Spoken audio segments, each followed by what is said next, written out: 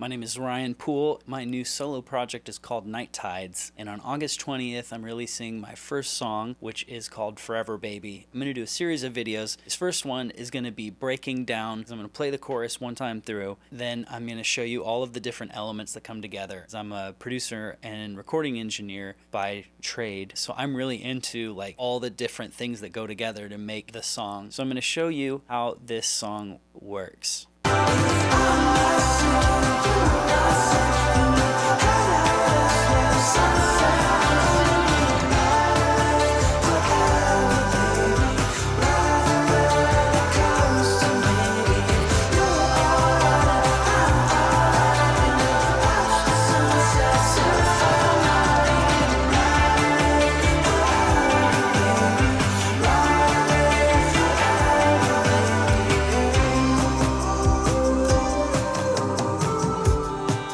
So that's the chorus. I hope you like it because that's all we're going to talk about. So if you didn't like it, this is going to be boring. I wrote this song and I had just come from like a breakfast by myself where I had to like wear a mask. Was like, what am I going to do with my Sunday? And I decided I'm going to make a song. And I was like, but what will it be about? And I was like, well, you know, I haven't written a COVID song. It was like, well, what's it going to be? And I'm like, I'm not sick and you're not sick. Da da da da da. All right, that's like decently catchy. And then maybe in 5 minutes, I had like most of what the chorus became. I kind of workshopped it from there and like actually made it better and make sense over time. So I came in here and then I screwed around on the piano and a ukulele and together figured out how the song would work. And then I tracked my first element, which is drums. So I'm going to show you the drums. So we have here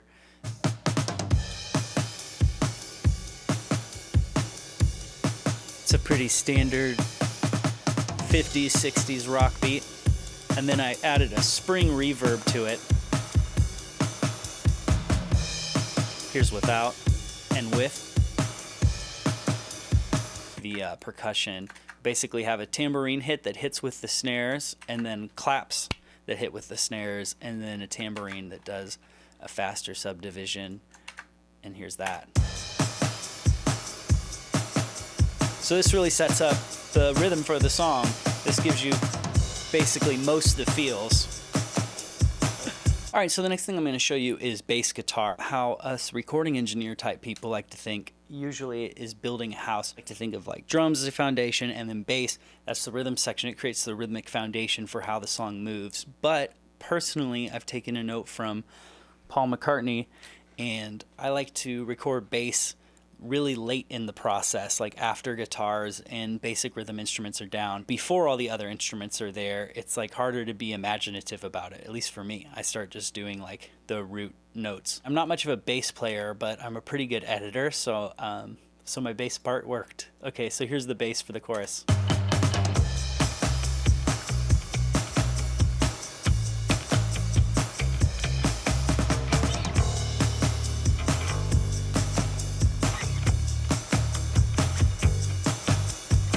So it's very bouncy. It's very bouncy. That's the whole feel of this song, especially the chorus. You gotta have that surf rock bounce. Co would say this is not surf rock, and screw you, Co. I'm gonna show you the piano next because actually I did piano really early on, even though piano is like a less important part of the mix in the end. But here's the piano and bass and drums.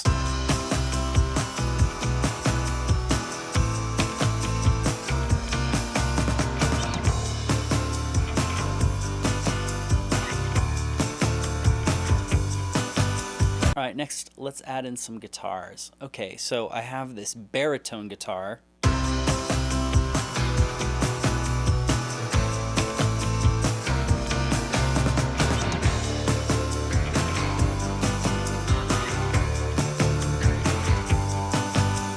I have this lead guitar. I named it Cure because sometimes I name parts after like what band they remind me of, just because it's like easier to remember than like Guitar 4.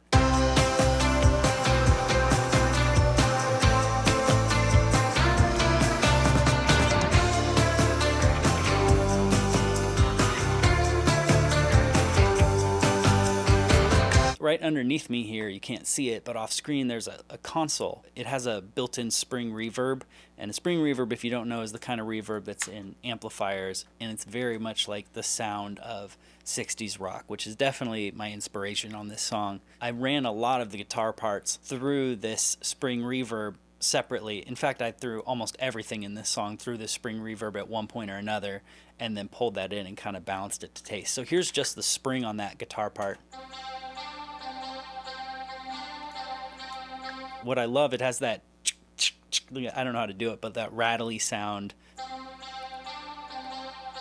They call that the drip, and it sounds great. Here's the guitar with that.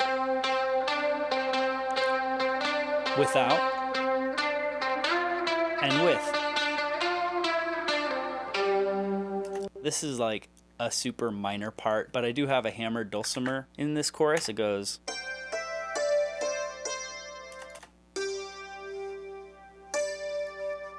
Oh, and of course it has its spring reverb. Another thing I added, this was very late in the game, but I added a harpsichord part with keyscape.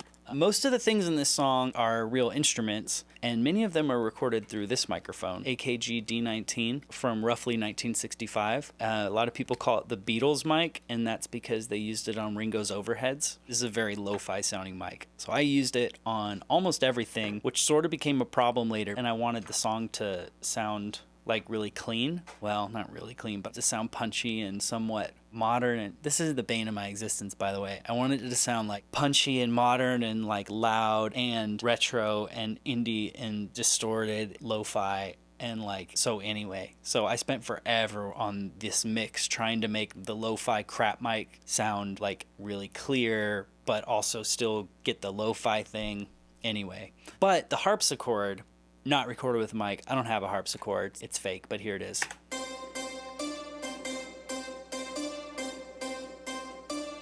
It's kind of a corny sound, especially by itself, because it's not real. What it's doing is it's mirroring this guitar part, the Cure guitar part.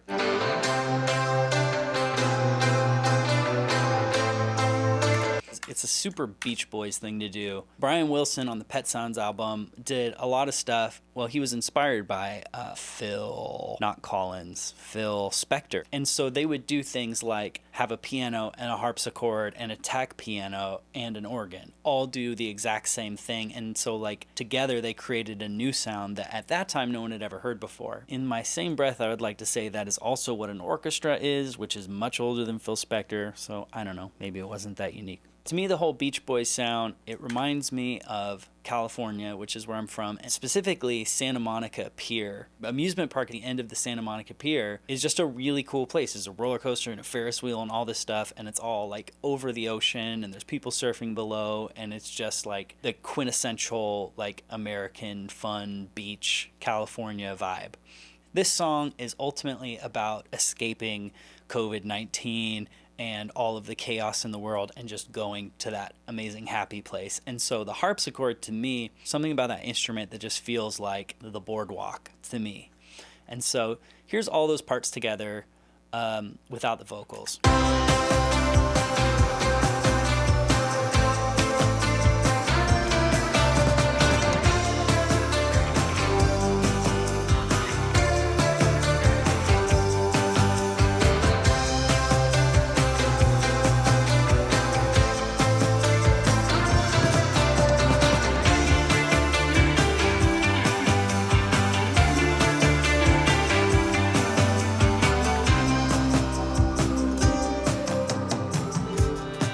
Thanks guys for watching. That's the instrumental of the chorus. The next video is going to be me breaking down the vocals in the chorus, because that's one of the biggest parts about this song, or the thing I spent the most time on anyway, is the vocal arrangement. Thank you for watching. Check back next time for vocals.